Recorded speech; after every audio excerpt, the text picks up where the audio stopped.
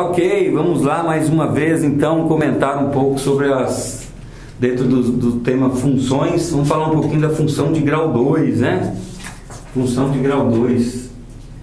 A função de grau 2 é o que muitos estudantes já estão habituados a pensar diretamente ou na fórmula de Bhaskara ou na parábola, enfim, sempre a ideia é, obviamente, relacionar a isso. Se já está relacionado isso, é um bom sinal, né? Porque então a função está me mostrando características que o estudante já está habituado, ok? Então a função de grau 2, ela tem essa cara aqui, essa forma geral, como a gente coloca nas funções, né? A sua lei de formação é dada pela expressão ax² mais bx mais c, ok?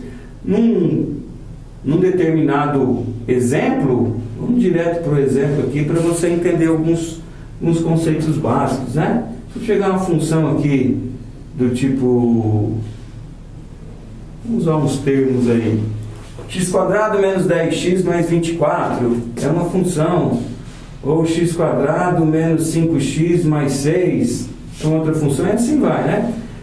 Então, só para a gente pensar o seguinte, ó, se a gente fizer uma comparação com a lei de formação, a gente percebe muita coisa em comum aqui, né? O x², o x e o número, a gente costuma falar um número sozinho ali, né? Então, o x² carrega juntamente esse a, né? Então, por definição, a função para ser função de grau 2, né? Esse a precisa ser diferente de zero, né? Pensa comigo, se o a for zero, zero multiplicando x², você vai zerar a função. Então ela deixa de ser de grau 2 e passa a ser de grau 1, ok? Então, essa é a primeira dica. A função de grau 2 necessita, né? Tem por definição que o a, o chamado o coeficiente a, precisa então ser diferente de zero. Então nesse caso aqui eu estou colocando o a como 1 aqui, né? E vamos fazer um gráfico dessa função para você entender algumas coisinhas básicas aqui, ok? Bom, basicamente quando a gente vai trabalhar com a função de grau 2 e resolver princípios gráficos, é interessante que nós saibamos os pontos cruciais dessa função, né? Além de conhecer o a, o b e o c, né? Então aqui o a vale 1, o b vale menos 5 e o c vale 6. É interessante pensar no princípio de raízes numa função de grau 2, né?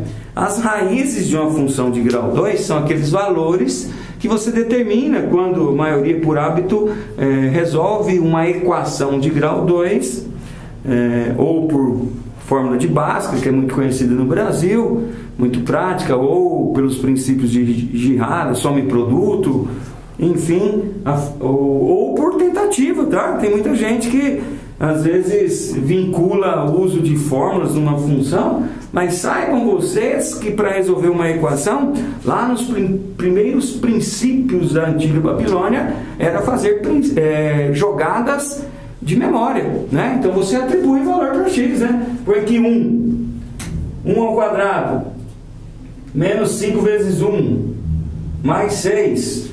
Então você faz o cálculo aqui, né? 1 mais 6, 7 menos 5, opa, não deu zero, né? Porque a ideia de uma equação é o quê? É pensar que o x² menos 5x mais 6 tem que ser igual a zero. Então quando eu quero descobrir, né, a forma de falar, quando eu quero calcular as raízes de uma equação, ou os zeros da função, né? Ó, pensa, calcular os zeros da função. Então eu pego a função igual a zero, né? E quando eu faço isso, então eu estou com o intuito de calcular valores que, quando substituídos no x, me dão a igualdade zero, né? Então estou fazendo isso aqui com o número 1 e percebi que isso aqui dá 1 mais 6, 7 menos 5, 2, né? O que significa isso? Que o 1 não é raiz, então o 1 não serve, ó. Então essa é uma forma de pensar na tentativa e erro. É claro que essa ideia de tentativa e erro pode levar muito tempo, então por isso foram surgindo métodos para a resolução de equações, né? E o mais conhecido do nosso público, queira ou não, é usar a fórmula de Bhaskara, né? Então, se eu pensar aqui então na fórmula de Bhaskara, tem quem prefira fazer o discriminante de forma antecipada, fazer separado, né? Então você pode calcular o delta, né, pela expressão b quadrado menos 4ac. Então, fazendo os cálculos aqui, ó, a, b e c. Então, b quadrado menos 5 ao quadrado menos 4 vezes a vezes c. Menos 5 ao quadrado, um termo que está elevado a expoente par, fica positivo. Então, 25 menos 4 vezes 1 vezes 6, 24. Então, o delta é 1. O discriminante dessa equação é 1. Então, aí sim, né, quer dizer, esse discriminante está dentro da fórmula de Bhaskara. A fórmula de Bhaskara, o enunciado dela é assim, né? O x menos b mais ou menos a raiz desse discriminante por 2a. Então, como eu havia dito, tem gente que gosta de fazer de forma direta ali. Tem gente que gosta de fazer o delta separado, né? A vantagem de fazer o delta separado é você perceber o seguinte: se esse delta é um valor positivo, ou seja, maior que zero, sempre há a possibilidade, então, de que você tenha, né, então, do verbo haver, há duas raízes, ó, sempre que o delta for maior que zero, tá? Então, ó, se o delta for maior que zero, haverá essa condição. Então, resolvendo o delta, eu tenho três possibilidades, de concordar comigo. Ou ele é um número maior que zero, ou ele é um número menor que zero, ou ele é um número igual a zero. São as três possibilidades de números que a gente tem dentro dos princípios de conjunto que formam esses números. Então, vamos deixar essa dica aqui, ó. Se o delta é maior que zero, perdão, então tenho duas raízes reais, né? Claro que a gente está falando do conjunto dos números reais. Lembre-se que função é uma relação entre conjuntos. Se o delta for um número negativo, ao observar a fórmula de Bhaskara, meus caros, o delta é um radical de índice par. E um radical de índice estou pensando no bar, já é a sede.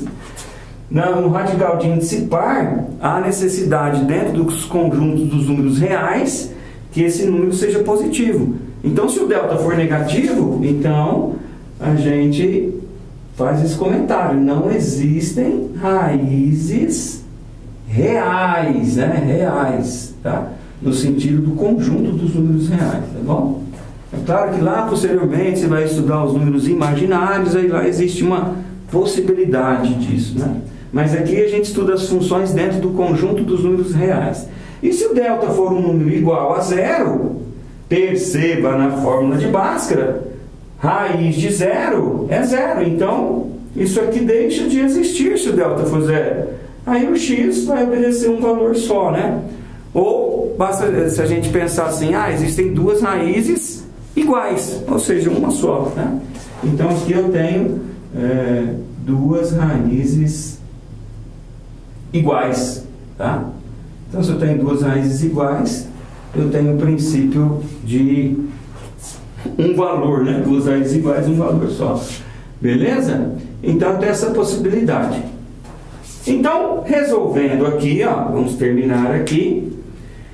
Fizemos o delta, achamos o valor 1. 1 é maior que 0, então eu sei que eu tenho duas raízes. Então, resolvendo a fórmula de Bhaskara, menos b, de novo, b menos 5, então menos 5, menos b, mais ou menos a raiz do delta, que é 1, dividido por 2a, o a também é 1, então nós temos aqui menos com menos mais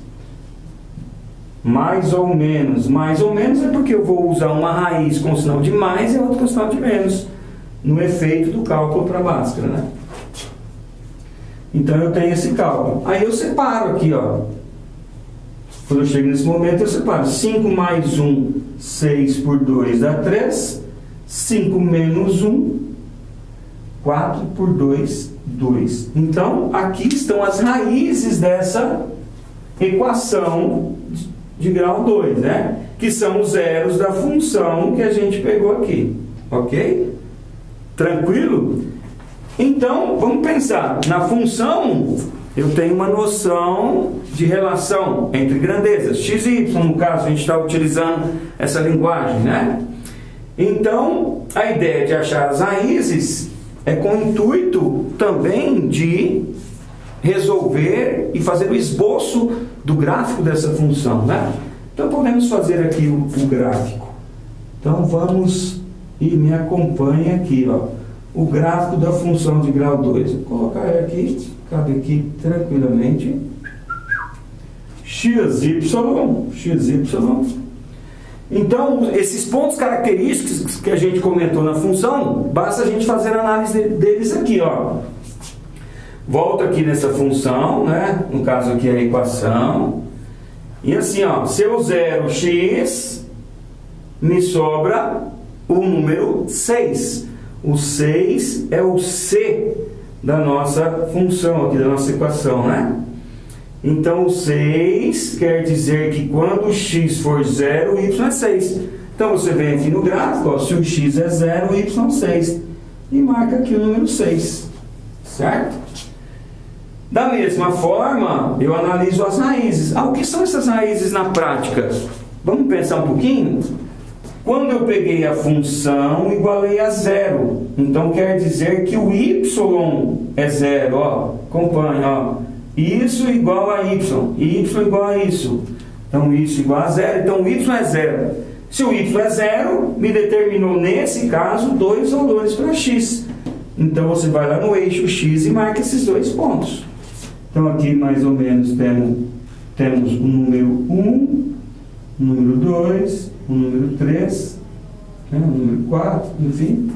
Claro que não está proporção aqui, mas não tem tanto problema aqui, vocês vão entender o processo. Então, se as raízes representam 2 e 3, na prática significa pontos onde a curva, característica da função de grau 2, que a gente conhece por parábola, que é o formato parabólico, ela intercepta o eixo x nesses pontos. Então, você tem algo assim, ó. Então, a função ela faz esse caminho aqui, ó. A curva é mais ou menos isso aqui. E, ó. Ok? Então, olha o significado dos números, ó. A parábola intercepta o eixo y no número 6. Por quê? Porque é o C. Olha lá, zerei o x, sobrou 6. Então, esse ponto é o ponto 0 para o x. Eu zerei o x, encontrei 6. Então, esse é o ponto 0 e 6. Esse ponto é o 2 e 0 e 3 e 0. Olha lá, 2 porque zerou. E o 3 porque zerou. Então, esse ponto é o ponto 2 e 0, 3 e 0. Certo? Então, está aí a parábola. Né? Mas como é que eu vou saber se essa parábola é para cima, professor? Boa! A parábola, ela me dá a noção dessa figura de acordo com o A. Olha a importância do A. Ó, a gente dizia ali, ele precisa ser diferente de 0 para a condição da existência da função de grau 2. E ele vai me dar exatamente o princípio do desenho. Como o A, nesse caso, ele é positivo, é um número positivo, 1, né? Então a parábola tem concavidade para cima.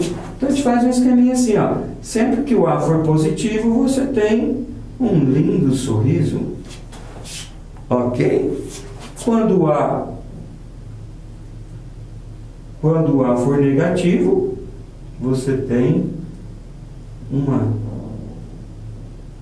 tristeza ali, ó. Então, se está feliz, parábola para cima. Se está triste, parábola para baixo. Então, se o A é positivo, ela tem um princípio mais crescente, né? Se ela é negativa, se o A é negativo, ela tem a carinha tristinha mais para baixo ali. Isso independe da quantidade de raízes, tá? Isso independe. Eu posso ter os 3 casos. Uma coisa é o sinal do delta, outra coisa é o sinal do termo A, tá bom?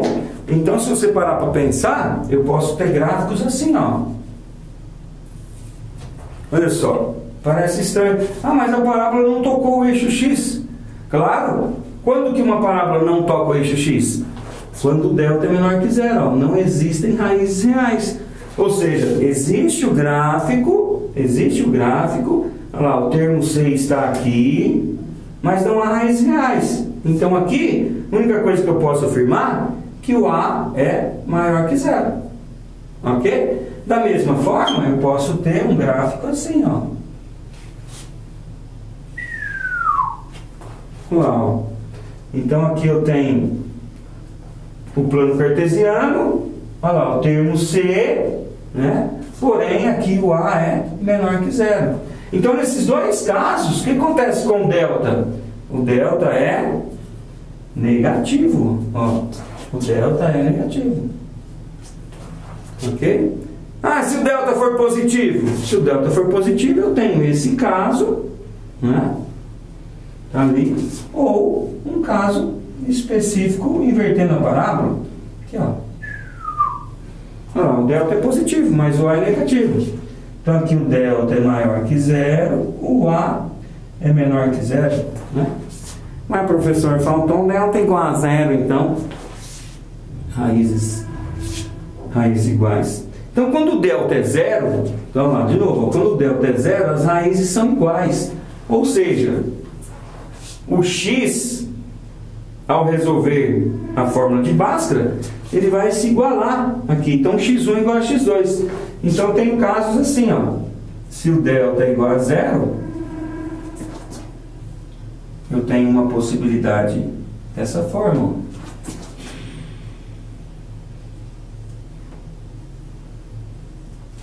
Ó. Então aqui tem uma raiz só, certo? Ou a gente inverte o gráfico. Tá lá. Aqui yx, aí eu tenho uma parábola ali.